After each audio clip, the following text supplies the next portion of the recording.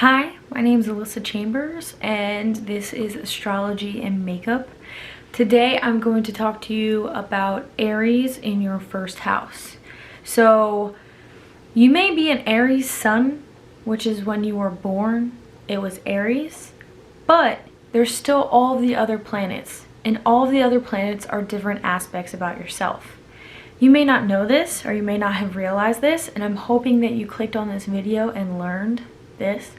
I made a playlist on how to look up your entire chart and how to read it, but these are just very specific placements. So if you have Aries in your chart in your first house, this video is for you. If not, I'm going to be doing every single house and every single placement because I am crazy. Now, these placements change who you are as a person depending on your other placements as well. So if you're in Aries, you could easily have different placements that switch it up. So if it's in your first house, but you have some kind of water in other parts of your chart, you might not be as passionate as what I'm saying. These are just examples. So basically I'm going to get ready and do my makeup and talk to you about Aries in your first house. Aries is the first sign of the zodiac, which is why I'm starting with Aries, and also represents the first house. So anything in this first house video of Aries also applies to Aries itself for the most part, unless it has contradicting things. I'm not going to get too in depth with that because I already have a playlist about that, so if you're interested in that, I am going to link that down below. This is just going to be Aries in the first house and that's it. If you have an Aries sun in your first house, then the way that you think people perceive you is as an Aries. So you might think, oh yeah, I'm totally an Aries. But just because your sun is in there doesn't mean you really act like that. What you really want to look out for is other placements also in your first house. So if you have your time wrong, you can't look up different houses, it won't be proper. You want to make sure that you have the correct time. I will link below the correct website that I like to use to be able to look up your chart, and that's the best way to determine where your houses are, because if you're looking at the wrong house and I'm telling you Aries in the first house, this isn't going to make any sense. Aries in your first house as your sun, people probably perceive you this way, but if your Aries is in your first house as your rising, they're definitely going to perceive you this way. You'd have to have some serious contradicting things to not have your rising take over, especially if it's in your first house, because your first house is Aries. So if you have an Aries rising in your first house, that's basically like, hey, I'm an Aries. So depending on what house it moves into is completely different. So I'm going to make sure that I make a video for each house. Basically I'm just saying the same thing in 10 different ways, but that is really how it is. Aries in your first house, rising, people will see you as that. They meet you and they immediately are like, are you an Aries? Aries sun in your first house is very similar. People meet you and they assume that you're an Aries, and you probably think that more of yourself more than anything.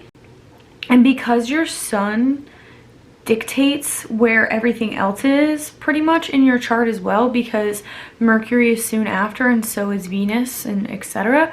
So if you have an Aries sun in the first house, you probably are very Aries, and you probably have other Aries placements also in the first house, if not Taurus or Aquarius and stuff like that. So what you really want to look at is if you truly are is an Aries moon. Aries are known for being dedicated, strong-willed, very much the center of attention, They like to be in charge. They usually will end up being your boss. They are go-getters. They can be kind of immature, kind of childish. If you watch my houses video, I really get into that and why they are that way, because your first house is going to amplify that by 100. Your moon is your innermost thoughts after people get to know you. So even if you have a different sun sign and Aries is your moon sign, you're probably going to come off as Aries quite a bit. Anything in your first house, people are going to meet you and be initially drawn to that, and it's going to amplify everything by making it more impatient, more dedicated, more strong-willed than it would have been if it was in a different house. For instance, your Mercury. If your Mercury is in your first house and it's in Aries, you're going to be impatient when you speak. You might interrupt people a lot. You might be a little bit vulgar. You might yell a lot. You might be just kind of like childish sometimes. I'm sorry. You might be. You are also going to speak as if you are in charge, which is kind of admirable. Sometimes I wish that I said the things that I was thinking in my head. And if you have an Aries Mercury, you're probably going to say it. And there's probably no stopping you. And after you say it, you might not even regret it. If you have a Venus in Aries in your first house, you're going to love in a very passionate way. And people think that Aries are like a little crazy, but what I really like about them is that I find them really loyal. Of course, there's all kinds of different Aries and there's all kinds of different placements, but if it's your Venus and Venus is how you love, then an Aries Venus will mean that you are going to be more down or take care of people or loyal than someone else.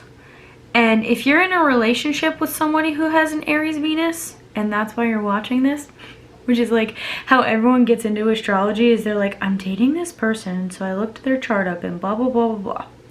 Make sure that time is right, baby. Make sure that time is right. But if it's in their first house and they have an Aries Venus, they're going to be low-key, like secretly lovey-dovey.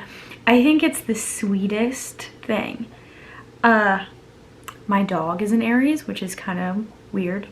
I love my dog, whatever. Don't judge me. But he is always my protector. He always takes care of me. Obviously, he's a dog. But people are like that.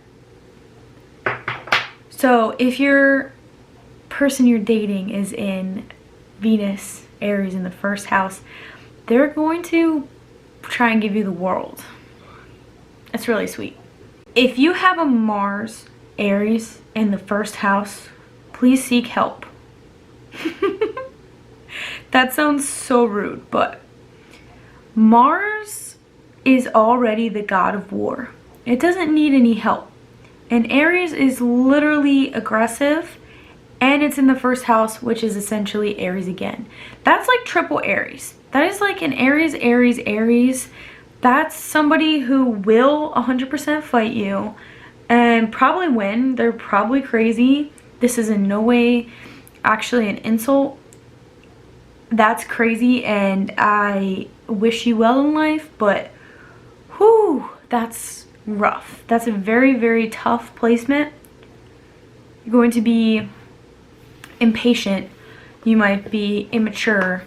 You might be aggressive. You might take things a little bit too close to home. Take everything very literally. That's rough. I hope you're doing okay. If you have an Aries Jupiter in the first house, you are probably one of the most hard-headed people ever in existence. I hope that your aspects make up for that. Like, I hope that you have trines helping out that Jupiter, that you're learning from your mistakes, because, woo, baby, woo. let me put it this way. If the way you learn is from being stubborn, do you think you're gonna learn very well? I'm not trying to be rude, but that's a really hard placement. You're probably going to learn best after somebody beats you up or does better than you. Because Aries is super competitive and they do not like to lose. Some really good placements to balance this out would be having other Aries placements.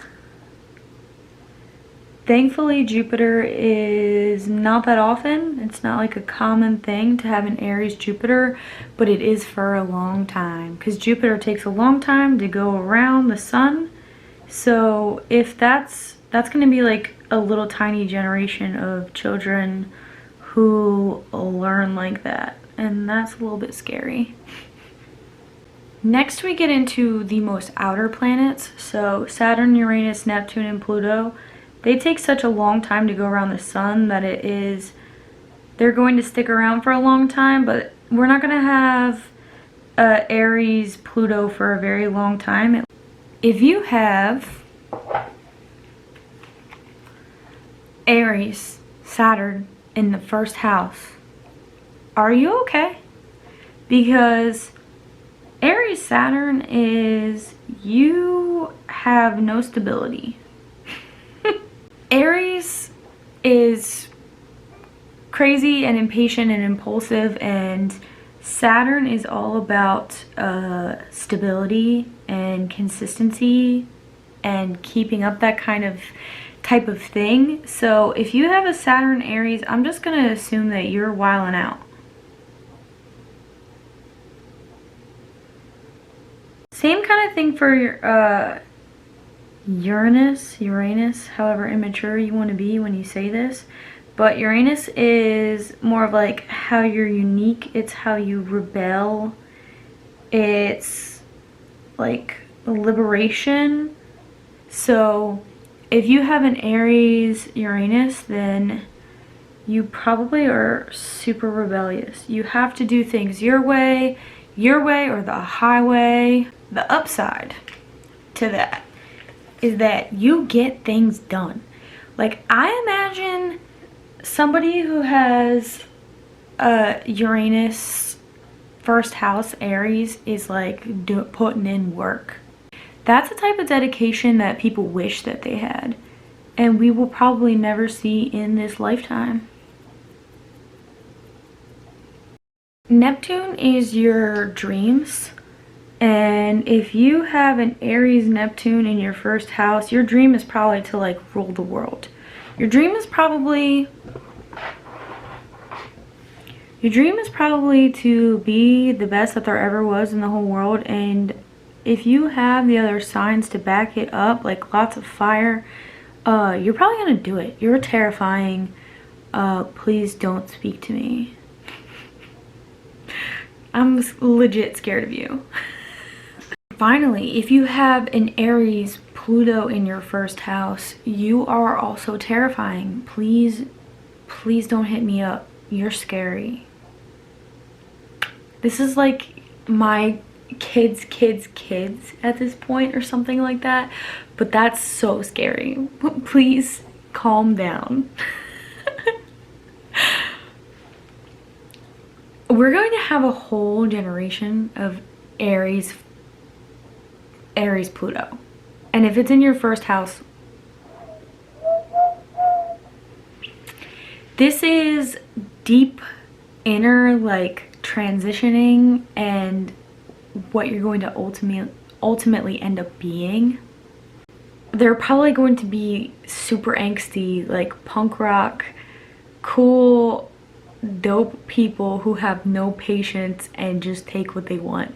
So that's maybe amazing or maybe terrifying. I'm not entirely sure. I hope it works out well for you, whoever is living in that time, because that is not my problem.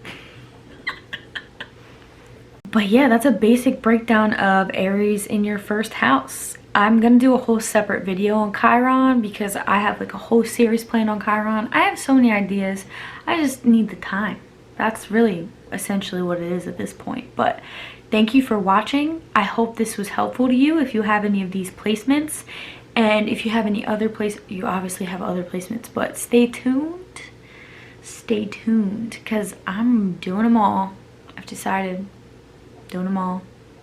Thank you for watching.